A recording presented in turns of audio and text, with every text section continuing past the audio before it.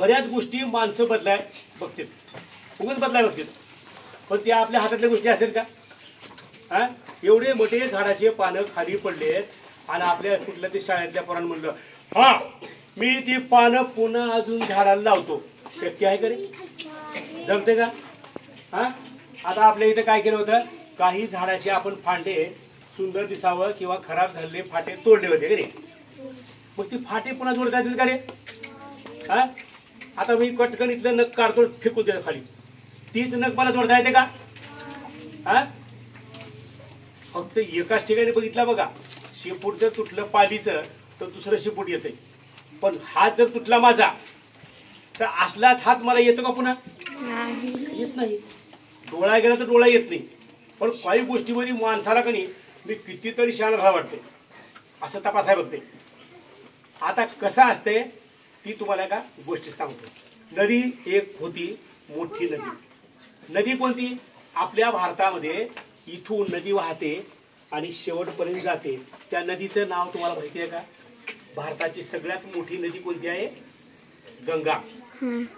कोणती नदी आहे? त्या गंगेच्या नदीच्या कडेला इतके चांगले चांगले झाड होते. आता झाडाचे पानं पडलेत का नाही? पडलेत काही खाली. तसंच दोन पानाचे झाड, त्या दोन पानाचे झाड का? दोन पानाचे झाड का दोन झाडाचे पानं? माझं चुकलेलं कोण सांगायचं? दोन झाडाचे पानं खाली पडले. दोन झाडाचे पानं म्हणजे दोन दोन नाही बरं का, एका झाडाचे दोन पाने खाली पडले आणि त्या नदीच्या पाण्यासोबत वाहू लागले. त्याच्यातलं एक पान काय म्हणलं माहिती का? मी तर आता या नदीच्या पाण्याला थांबवितोच म्हणलं. काय नदीच्या पाण्याला थांबवितो म्हणलं. नदी मात्र हळूहळू पुढे वाहत होती वाहत होती. काय करत होती? नदी वाहत होती. काय करत होती रे? अशी नदी वाहत होती. अशी नदी वाहत वाहत असताना बरं का, त्या पहिल्या पाण्याने काय म्हणलं की मी आता त्या नदीला थांबवतो म्हणलं.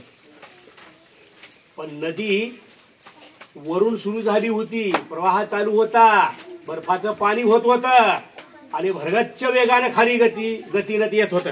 काय येत होतं? नदीचं पाणी येत होतं.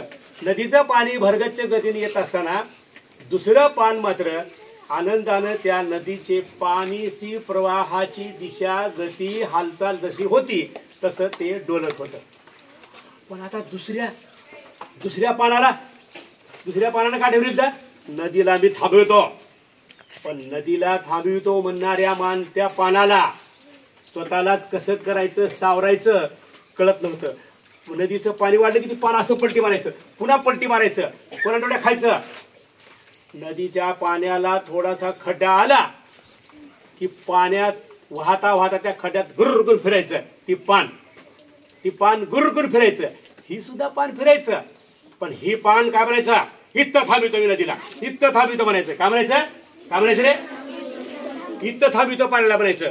पण नदीच्या पाण्याची गती माहिती आहे का तुम्हाला? नदीच्या पाण्याची गती माहिती आहे का तुम्हाला? नदीच्या पाण्याची गती काय असं नसते, दमानं चालायची नसते. एका सेकंदामध्ये घर वाहून जाते, एका सेकंदामध्ये माणसं वाहून देतात. कालच बघितलं गुजरातमध्ये इतका मोठा पाऊस पडलाय, त्या पावसाच्या पाण्यानं बरेचसे घर वाहून गेले. त्या ब्राझील नावाच्या देशामध्ये तर नाही अर्ध गाव पाण्यात होतं. ज्याची 10 मजली बिल्डिंग आहे त्याच्या 9व्या मजल्यावर पाणी होतं. बाकीच्या मजल्याचे कुठे गेले असेल त्यांनी? हा, केरळमध्ये पाणी होतं असंच. केरळमध्ये कहर आलता, कहर, पाण्याचा कहर. जमतं का तसं? पाण्याच्या विरुद्ध बोला जमतं का? पण दुसरं पान मात्र काय करायचं? अगदी आनंदात होतं. नदी जशी हालायची तसं त्यानं हालायचं.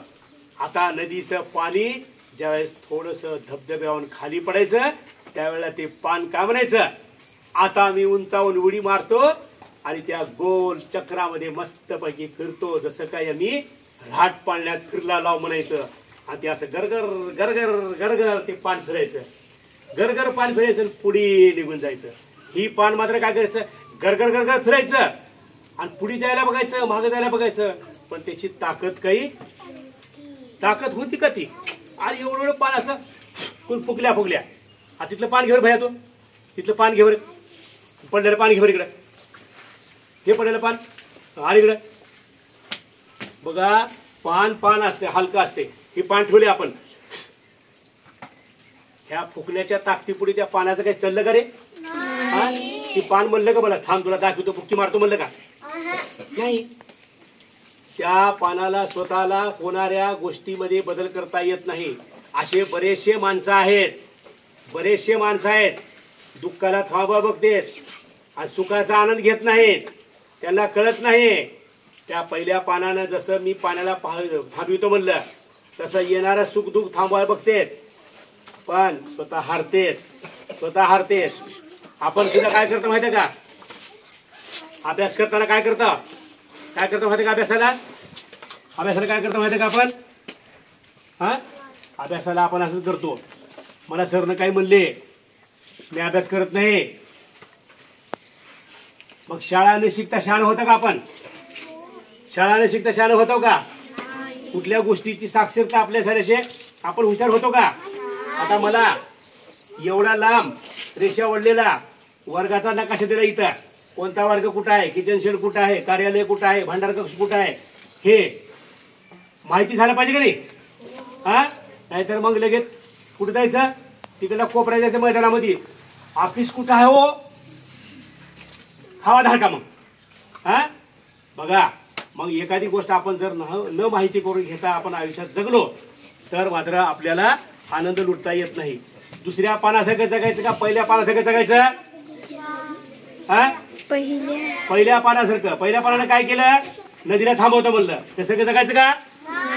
मग आपल्या आयुष्यामध्ये काही सुख येते, त्याला थांबवायचं का आपल्याला?